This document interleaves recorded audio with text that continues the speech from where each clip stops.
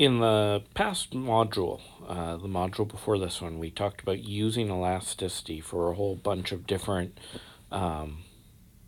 formulas and different approaches and how useful elasticity can be. In the last video within this module, we talked about estimating demand through Excel, how to estimate it, how to interpret it, what the coefficients mean, why we shouldn't probably want more variables than just quantity and price, those sorts of things. In this video, I want to do sort of two things. One is I want to estimate demand and show the importance of additional variables with a different data set. So kind of replicate what we did in the last video, but instead of talking about how to do it, go directly to doing it and then use that as an example of how do we get elasticity out of this demand. Okay, so the second data set on Blackboard is lemonade sales and price. And so you can see here, this is our estimate of quantity demanded as a function of price.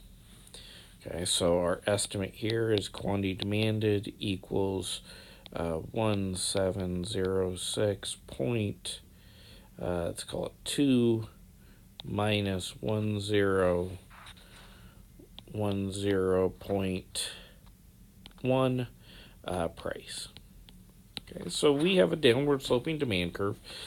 We don't have the problem we had last time where demand was upward sloping because we didn't have enough variables, and we actually have a downward sloping demand curve. That doesn't mean that other variables aren't needed. So right now with this demand equation, a 1 unit increase in price decreases quantity demand by 1010.1. We talked last time about as you include more variables, you'll improve your estimates, and sometimes you can get positive demand at first because you're not accounting for enough, and we showed that last time. But sometimes it's just, okay, to get an estimate that's really reliable, this is borderline on significance. Really, it's probably not significant, but it's very, very borderline. But as we add more information, A, the statistical significance will improve, and B, our estimates are going to get a little bit better. So there's additional variables within the data provided, and so we can go ahead and we can add those other variables, and we get something like this. And notice everything here is pretty statistically significant. And notice our estimate on price is now much, much lower, or much, much different. I apologize. It was 1010. Now it's 2321. It's very different. So here we've got quantity demanded equals 2172.9 minus 2321.6 price plus 9.95 temp plus 474.97 P soda. Okay, so the additional variables that we added here were the outside temperature on the day that we collected the sales data, and the price of soda, which we would assume is a substitute for lemonade. You have one or the other. We assume those probably aren't complements where you're consuming them together. All of our estimates are statistically significant, and they all make intuitive sense. So as the price of lemonade goes up, sales go down. As the price goes down, sales go up. So in other words, demand is downward sloping, which is what we want. But notice our estimate's very different, including this other information. We've got a much more reliable estimate, and it's statistically significant. Temp makes intuitive sense. As it gets hotter outside, demand for lemonade goes up. For every 1 degree temperature goes up, quantity goes up by just about 10. And then P soda is positive, the estimate, the coefficient on that, which also makes intuitive sense. As soda becomes more expensive, lemonade sales go up. As soda becomes cheaper, lemonade sales go down. And now, with this, we want to talk about elasticity because we showed again all these different ways we can use elasticity and all the uses for pricing, for all kinds of decision making.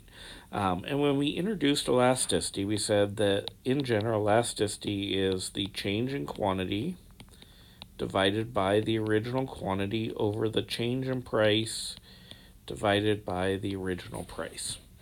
And now, if we try to apply that here, the question is, and you can apply it here, but as you can see up here, there's 30 observations. So what do you use as P1, Q1, and P2, Q2? Do you use the 29th and the 30th observation? Do you use the first and the second? Do you use the 14th and the 15th? What observations do you use to calculate elasticity?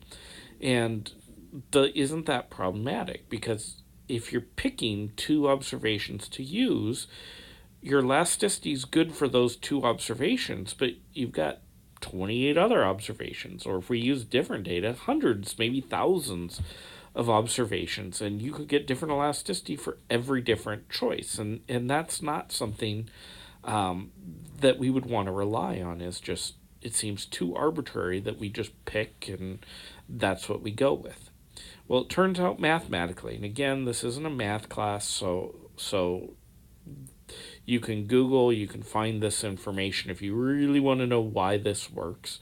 But it turns out that we can simply modify the data a little bit and we can estimate elasticity directly. So how we're going to modify the data, here's the original data on columns up to D, and then E, F, G, and H I have generated. So if you look at E, I'm calling that lnq, which is the natural log of q, and you can see up here the formula that I used to get the cell E2. E2 is equal to the natural log, so equals ln parentheses is the Excel formula to convert it to the natural log of A2.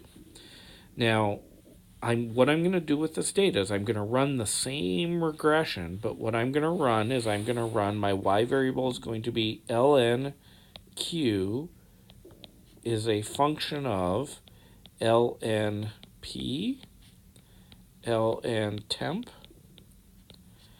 and ln p soda. So I'm going to convert all of my variables to natural log format, and that's going to change the interpretation when I get the estimates. Now, you can do this for any continuous variables. You would not want to do this for a variable that like only takes values of 0, 1, something like that. You'd run into problems. But anything that's continuous, this is on the table. This is an option for you. And in the next slide, I'll explain why we would go ahead and do this, what we gain by doing this. But I'm going to estimate the same demand equation. I'm just going to, instead of using the original data, I'm going to use my natural log of all the different variables. And when I do that, I'm going to do this. Notice that statistical significance basically the same. My coefficients here are very different, but they take the same, they have the same sign. So as price goes up, quantity goes down. As temp goes up, quantity goes down. As price of soda goes up, quantity goes up. Okay, and I think I might have said temp backwards. As temp goes up, quantity goes up. Okay, now the only difference here is the interpretation. Okay, at this point, the coefficients, let's see, coefficients are the percentage impact on our y variable from a 1% change in the ln whatever variable, which is elasticity. So remember how we defined elasticity, just the definition. It's the percentage change in quantity demanded associated with a percentage change in price or some other variable. So now these are all percentage changes. So this coefficient here, this negative 5.7, tells us a 1% increase in price causes demand to decrease by 5.7%. So elasticity is negative 5.7. When we convert these to natural log, we are directly calculating the elasticity. So is demand elastic or inelastic? We simply say, okay, negative 5.7 is an absolute value greater than 1, so demand is elastic. And we can plug that negative 5.7 into all of those equations that we had in the previous module. By converting the data to natural logs, we're directly calculating elasticities. The interpretation on temp and soda, the same. So for temp, a 1% increase in temperature leads to a 1.44% increase in sales. A 1% increase in the price of soda leads to a 0.82% increase in sales of lemonade. So cross price elasticity, as we've talked about before. So rather than picking and choosing what price and quantity we use, if we estimate our demand equation using the natural log of price and quantity and potentially any other variables that we have available, we're directly calculating elasticity. We don't have to make an arbitrary choice. This elasticity is true of the entire distribution, the entire demand curve. It's not reliant on a particular price quantity choice that we have made. So in general, when we talk about estimating elasticity, we're always going to convert the data to natural logs, run the regression, and then our estimated coefficient on the natural log of price is always just going to be our elasticity estimate. And we can plug that elasticity into any of the different formulas that we've talked about, any of the different rules we've talked about for pricing. We can use that elasticity directly.